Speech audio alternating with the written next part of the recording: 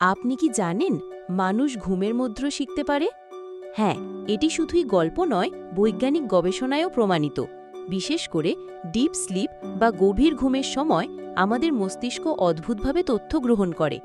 গবেষণায় দেখা গেছে, যখন কেউ ঘুমন্ত অবস্থায় নতুন শব্দ বা ভাষা বারবার শোনে, তখন মস্তিষ্ক সেই শব্দগুলোর সঙ্গে পরিচিত হয়ে যায়। যদিও আমরা সচেতনভাবে তা মনে রাখতে পারি না, তবুও ঘুম থেকে উঠে সেই শব্দ বা তথ্য আমাদের শেখার গতি বাড়িয়ে দেয়। একে বলে হাইপোপিডিয়া, দ্য স্লিপ লার্নিং।